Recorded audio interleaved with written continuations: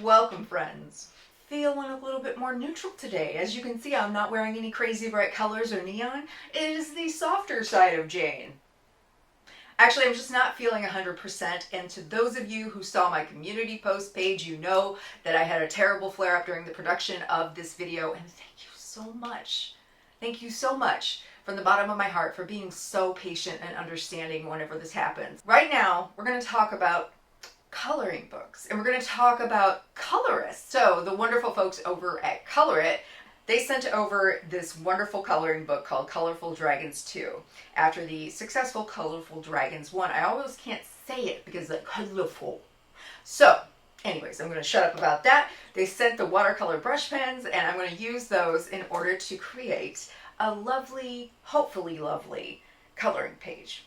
Let's go ahead and get to it. I'll see you at the end of the video, or possibly the middle of the video. We'll see how this goes. Well, hello friends, welcome back. Guess what? We have got something brand new on my channel, and it's the first time. I have never done any coloring videos. Now, I'm gonna be attempting to do okay as a colorist, but I've never used watercolor brush pens for coloring, and as far as I know, this, and I can tell by the way it feels, the actual paper is quite thick. There's a blotter page in there, and I think, if I am not mistaken, I think a blotter page is a page that you put underneath. Now, before we get into that though, I do want to mention that there is a little known trick, or a well-known trick actually, that you can put white ink on the outlines on coloring pages.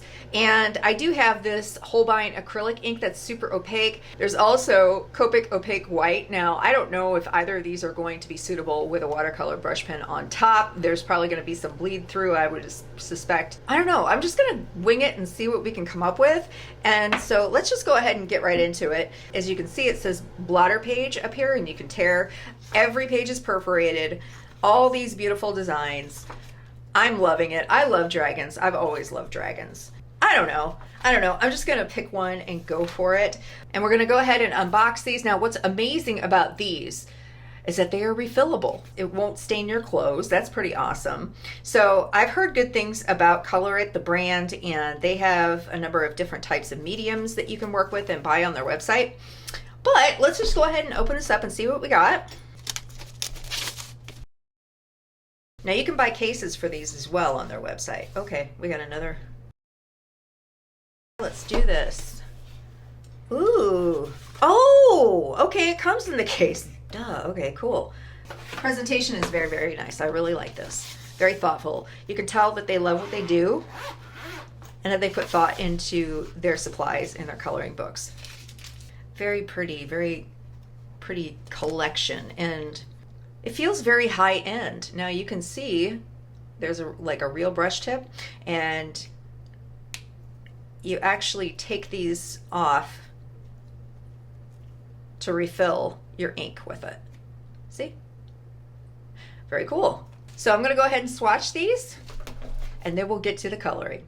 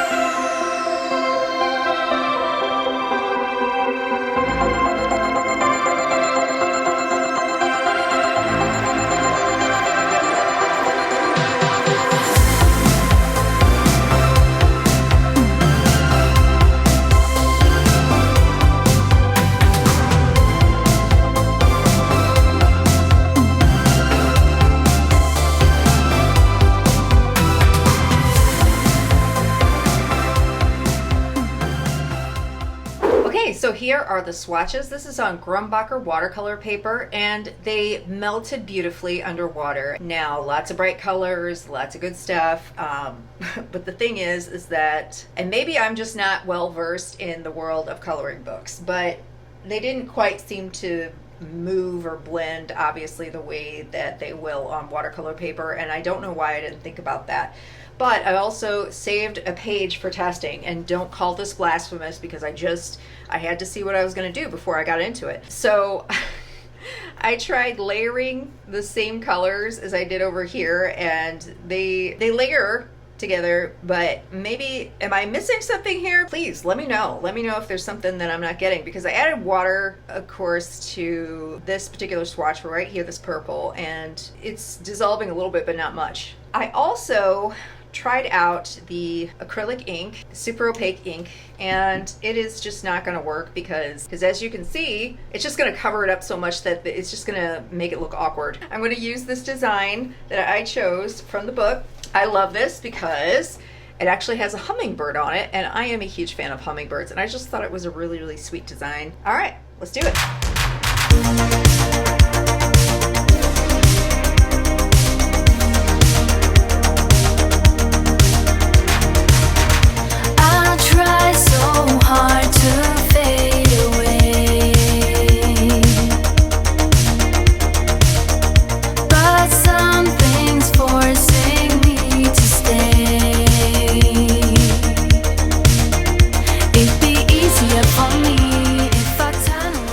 If I am being honest here, I completely underestimated this project. I think for those of us who are artists, we assume that we'll naturally be great colorists. And for artists, we do have that advantage of knowledge of the color wheel and composition. But I still figured this wouldn't take as long as it did, which I found quite humbling. I think it's good for people like myself, as well as other artists, to be surprised by the challenges that something like this outside of their comfort zone provides. And this was definitely outside of my comfort zone. But that being said, my artist brain is sometimes intimidated by the challenge of coloring books as well. My perfectionism kicks in, and like somewhere in my brain I go, but what if this color scheme won't look as good as you'd hoped? Or I'll look at an elaborate design in a coloring book and I won't know where to start. So it sort of becomes this failure to launch situation. But then I'll get into the mindset of, well, if I'm going to spend my time coloring in somebody else's drawing, why don't I just draw and color something of my own? But I kind of just have to say screw it and go with what feels right. But there's something holding on, the way being long gone. There's so many ways to escape, but I guess it's time to wake up, time to wake up. Far too many ways to escape, but I guess it's time to wake up, time to wake up. Time to wake up, time to wake up, baby. Time to wake up, time to wake up. Time to wake up, time to wake up, baby. Okay, so I'm finished with actually coloring it in with the color markers. This is a lot more involved than I thought it would be. I really don't care for how the white ink is kind of seeping through, and I kind of thought that would happen since it's opaque and then the marker on top is transparent and it's inky. What I'm going to do is actually use probably my Coloursoft by Derwent or Prismacolor maybe, and see if I can give it a little bit more flair and hopefully maybe not give it a realistic look, but give it some life and kind of pull it together. So here we go.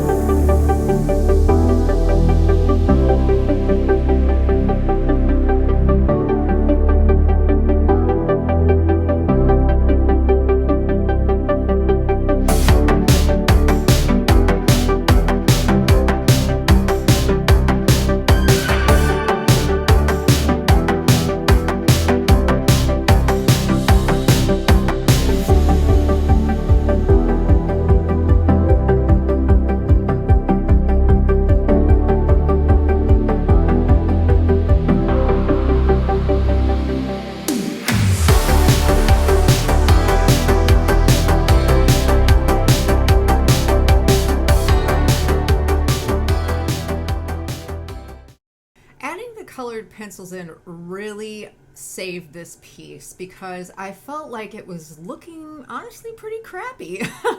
I loved the watercolor brush pens, don't get me wrong, but of course with the ink essentially being transparent in the markers over opaque white ink, it just wasn't enough to use on its own for this process to cover those lines. And so the color pencils did make some of the parts really beautiful, such as the night sky, and I later added a white Posca pen for stars. As a quick summary here towards the end, I just wanted to mention that the paper around the design became dirty, probably due to colored pencil smudges and oils from my fingers. So I made an executive decision that I thought might be inspiring to others if you run across this problem. I actually used a Deco metallic gold pen to paint the background, and it really punched things up, and I finished with the fine tip side of a black Tombow pen, brush pen, and it's actually one of those finishing touches that really just bring a piece together and polish it off. But I do want to mention one frustration I did come across was that when I used the Tombow fine point and sometimes with the colored pencil, it would actually sometimes dig into the white ink and then the white ink would flake off. And honestly, it was not a pleasant sensory experience.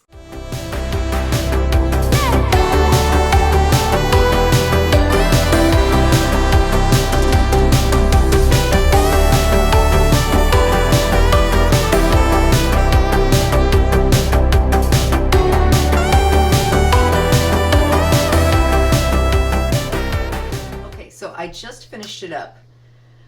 So what's the verdict? I definitely didn't hate it. It was fun, it was interesting, and it was different. I do like that fact, and I love a challenge, I do. However, I think some of my frustration came from some things that I would probably do differently next time. I put that white ink on to make the black lines disappear. Was it effective? Yes and no. I think because of the dragon scales, there were so many lines to cover up and it didn't end up looking quite the way that I wanted it to. And I kept thinking, I could do better, I can do better, I could do better. And it was frustrating because some of that white ink would show through even with, of course, wax-based pencils on top. And they really kind of punched up the existing ink that was on there. But at the same time, I think I probably would have enjoyed it with just the colored pencils by themselves. I want to know, for those of you out there, if you have any tips on making the most out of the coloring book process. How do you navigate it? What is your process? I would love to know. So will I be bringing any more coloring book pages to the channel to color and do this kind of video again? Probably not in a regular video format. I might change my mind. I'm a Virgo. I'm very, very changeable.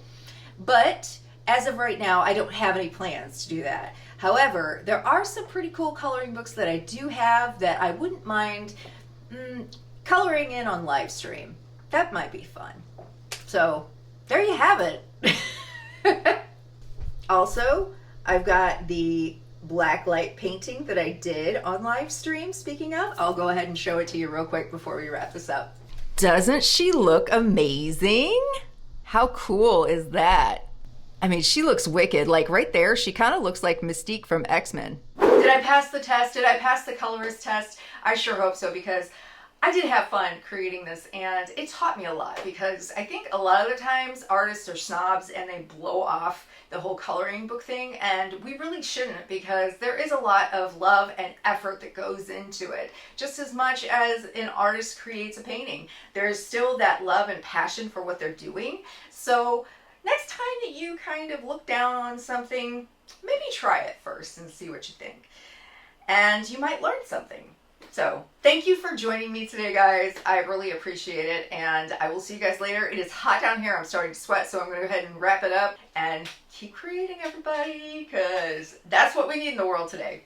All right, bye. Because there's a lot of coloring sets. And guess what? I'm going to try my hand at a coloring book that I was sent, because the folks over at COLORISTS sent me this wonderful book called Colorful Dragons. And they sent over some watercolor brush pens, which we will take a look at. So Let's go. Oh my God, what? This is not what I meant to grab. And I did purchase the Dr. Martens Pen White acrylic ink. Is it acrylic? No, it's not acrylic. Shut up.